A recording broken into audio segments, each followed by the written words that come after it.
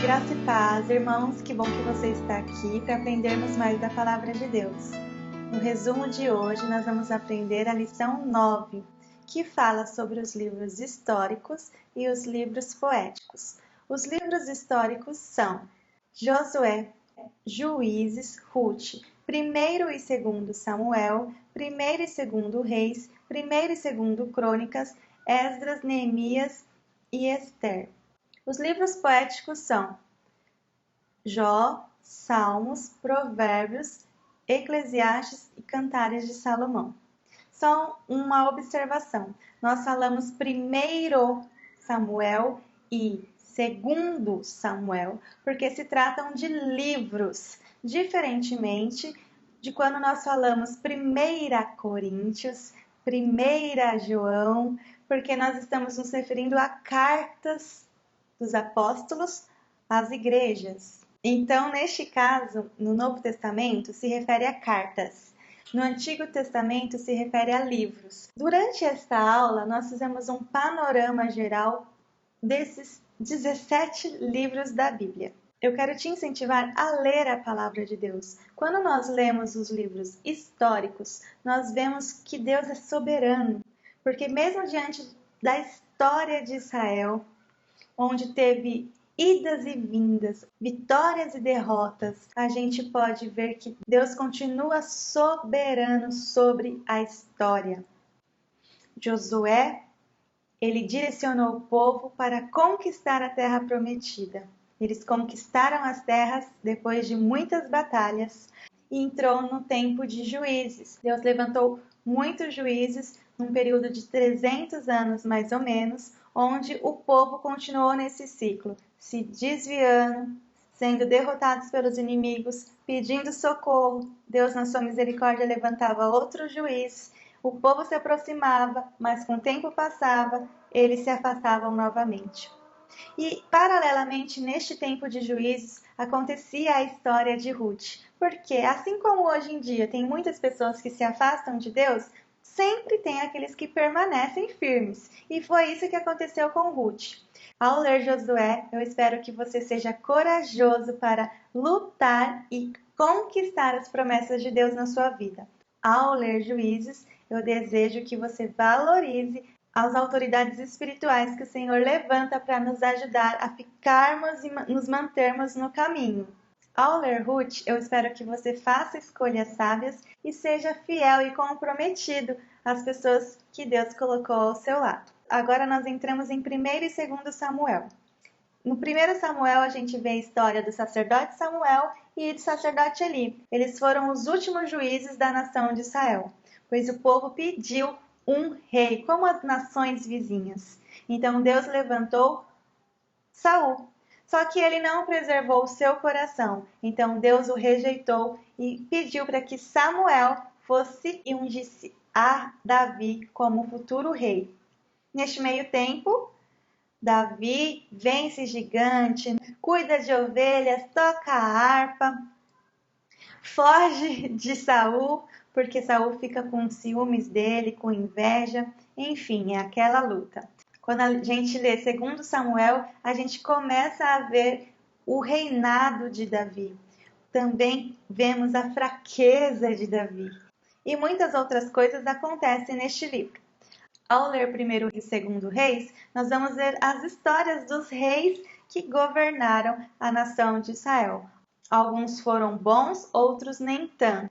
Nós também vamos ver lá em 2º Reis sobre o profeta Elias e Eliseu. Olha, se você quer edificar a sua fé, leia estes livros, porque lá está repleto de milagres. Depois a gente entra em 1º e 2º Crônicas. O livro de 1º Crônicas reconta a história do rei Davi, com alguns detalhes a mais. 2º Crônicas reconta sobre o reinado de Salomão, a construção do templo, a sua grande sabedoria, o seu palácio, e também reconta a história de outros reis que governaram tanto do norte quanto do sul. E no final deste livro, a gente também vê que o povo se afastou de Deus e houve a queda de Jerusalém. Eles foram levados cativos. E na sequência da nossa Bíblia normal, não da cronológica, nós temos o livro de Esdras e de Neemias. Este livro conta de quando eles estavam voltando do exílio.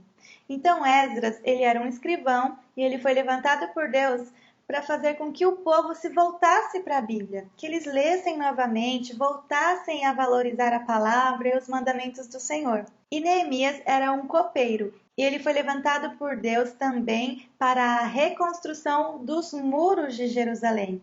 Tanto Esdras como Neemias tiveram oposições nessa reconstrução, mas à base de muita oração, colocaram o povo ali com mãos às obras para reconstruir o templo, para reconstruir o culto e para reconstruir os muros.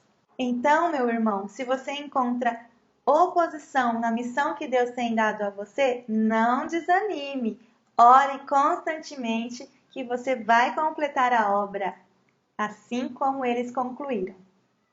E na sequência a gente vê o livro de Esther, uma moça que aparentemente não tinha condições de se tornar rainha, mas ela foi chamada por Deus e passou por um período de preparo. O preparo dela era de beleza, mas era o que ela precisava para ter acesso ao rei. Então, ao ler o livro de Esther, eu desejo que você aprenda a passar pelos processos e tome a decisão de cumprir com a sua missão, mesmo que ela seja difícil. Na sequência, nós entramos nos livros poéticos. Não preciso falar muito sobre o livro de Jó, afinal de contas, recentemente a gente estudou um trimestre inteiro sobre a vida de Jó, mas você sabe que ele teve 3 a 4 amigos ali que ficaram retrucando com ele, foram um pouco céticos, mas o livro de Jó nos fala que mesmo diante do sofrimento, nós não devemos abandonar a Deus, nem duvidar de que Ele é bom. E que no final das contas, mesmo que a gente saia perdendo, Deus é poderoso para restituir. Ao ler Salmos, de 150 capítulos, nós vemos várias emoções dos escritores ao orar com canções. Eles abriam o coração para Deus através das suas canções. Então, com este livro, nós aprendemos que nós podemos ser sinceros com Deus. Seja para falar de vitórias ou de derrotas, de alegrias ou de tristezas, de gratidão ou de arrependimento, nós podemos e devemos abrir o nosso coração para o Senhor. E nós temos o livro de Provérbios, que é um livro recheado de conselhos. Eu te encorajo a ler um capítulo por dia, para que você possa se tornar cada vez mais uma pessoa sábia. Da mesma forma, o livro de Eclesiastes, escrito pelo rei Salomão. No final das contas, o que ele diz é: tema ao Senhor, porque de resto tudo é em vão, tudo é passageiro. Viva a sua vida, aproveite tudo o que a vida tem de melhor, mas lembre-se que no final Deus vai julgar as nossas obras e as nossas intenções. E por último, nós entramos no livro de Cantares de Salomão, que fala do amor de um casal, marido e mulher, e também fala do amor da igreja por Deus e de Deus pela igreja. Eu sou do meu amado, e o meu amado é meu, e seu estandarte sobre mim é o amor. Glória a Deus. Meus irmãos, esta foi a nossa aula. Então lembre-se que diante de tudo que o povo de Israel passou, Deus é soberano sobre a história.